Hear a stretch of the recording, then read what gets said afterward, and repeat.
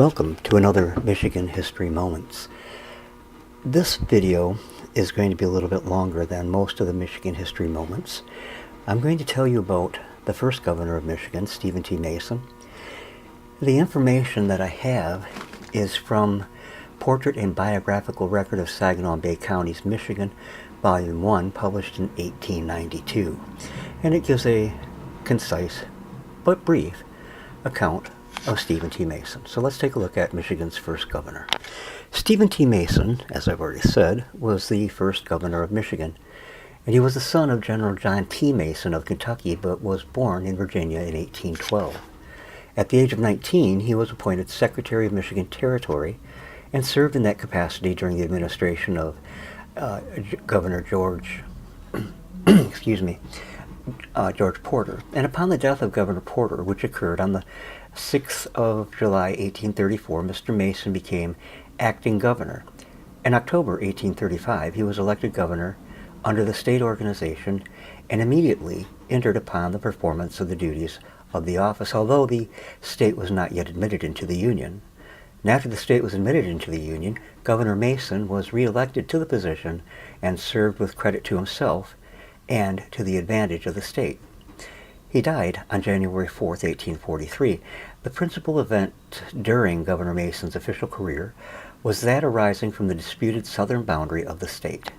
Michigan claimed for her southern boundary a line running east across the peninsula from the extreme southern point of Lake Michigan, extending through Lake Erie to the Pennsylvania line. This she claimed as a vested right, a right according to her by compact. This compact was the Ordinance of 1787, and the parties to which were the original 13 states and the territories northwest of Ohio, and by the secession of parties under statutory amendments to the ordinance and laws of Congress, the United States on the one part, and each territory northwest of Ohio, as far as affected by their provisions, on the other. Michigan therefore claimed it under the prior grant, or assigned a boundary.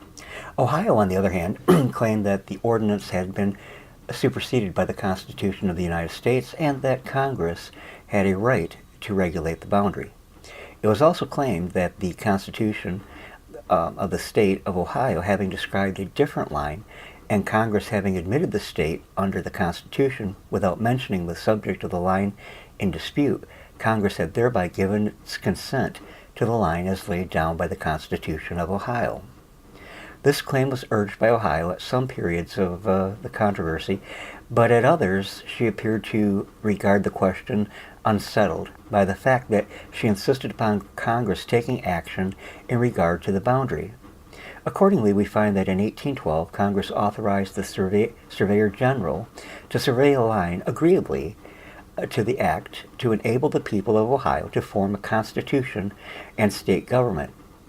Owing to the Indian hostilities, however, the line was not ran until 1818. In 1820, the question in dispute underwent a rigid examination by the Committee on Public Lands. The claim of Ohio was strenuously urged by her delegation and, as ably opposed by Mr. Woodbridge, the then delegate from Michigan.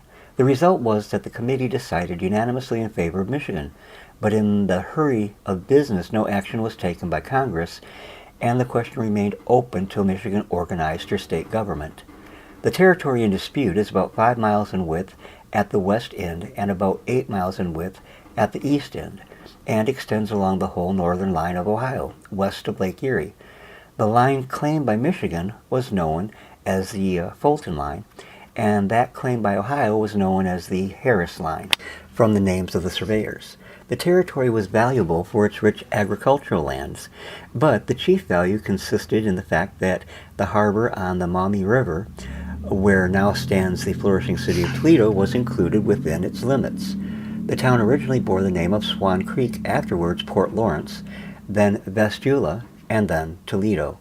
In February 1835, the legislature of Ohio passed an extending the jurisdiction of the state over the territory in question, erected townships, and directed them to hold elections in April following. It also directed Governor Lucas to appoint 3 commissioners to survey and remark the Harris Line, and named the 1st of April as the day to commence the survey. Acting Governor Mason, however, anticipated this action on the part of Ohio legislature, sent a special message to the Legislative Council appraising it of Governor Lucas's message, and advised immediate action by the body to anticipate and counteract the proceedings of Ohio. Accordingly, on the 12th of February, the Council passed an act making it a criminal offense punishable by heavy fine excuse me, or imprisonment for anyone to attempt to exercise any official functions or accept any office within the jurisdiction of Michigan under or by virtue of any authority not derived from the territory or the United States. On the 9th of March, Governor Mason wrote General Brown, then in command of the Michigan militia, directing him to hold himself in readiness to meet the enemy in the field in case any attempt was made on the part of Ohio to carry out the provisions of that act of the legislature. On the 31st of March, Governor Lucas, with his commissioners, arrived at Perrysburg on their way to commence resurveying the Harris Line. He was accompanied by General Bell and staff of the Ohio militia, who proceeded to muster a volunteer force of about 600 men. This was soon accompanied by the force fully armed and equipped. The force then went into camp at Fort Miami to await the governor's orders. In the meantime, Governor Mason, with General Brown and staff, had raised a force 800 to 1,200 strong, and were in possession of Toledo. General Brown's staff consisted of Captain Henry Smith of Monroe, Inspector Major J.J. Ullman of Constantine, Quartermaster William F. Broadman of Detroit, and Alpheus Felch of Monroe. Aides de camp. When Governor Lucas observed the determined bearing of the Michigan Braves and took note of their number, he found it convenient to content himself for a time with watching over the border. Several days were passed in this exhilarating employment, and just as Governor Lucas had made up his mind to do something rash, 2 commissioners arrived from Washington on a mission of peace. They remonstrated with Governor Lucas and reminded him of the consequences to himself and his state if he persisted in an attempt to gain possession of the disputed territory by force. After several conferences with both governors, the commissioners submitted propositions for their considerations. Governor Lucas at once accepted the propositions and disbanded his force. Governor Mason, on the other hand, refused to accede to the arrangement and declined to compromise the rights of his people by the surrender of possession and jurisdiction. And when Governor Lucas disbanded his force, however, Governor Mason partially followed suit, but still held himself in readiness to meet any emergency that might arise. Governor Lucas now supposed that his way was clear, and that he could remark the Harris Line without being molested, and ordered the commissioners to proceed with their work. In the meantime, Governor Mason kept a watchful eye upon the proceedings. General Brown sent scouts through the woods to watch their movements and report when operations were commenced. When the survey party got within the county of Leewenau, the undersheriff of that county, armed with a warrant and accompanied by a posse, suddenly made his appearance and succeeded in arresting a portion of the party. The rest, including the commissioners, took to their heels and were soon beyond the disputed territory. They reached Perrysburg the following day in a highly demoralized condition and reported they had been attacked by an overwhelming force of Michigan militia under command of General Brown. This summary, breaking up the surveying party, produced the most tremendous excitement throughout Ohio. Governor Lucas called an extra session of the legislature, but little remains to be said in reference to the war.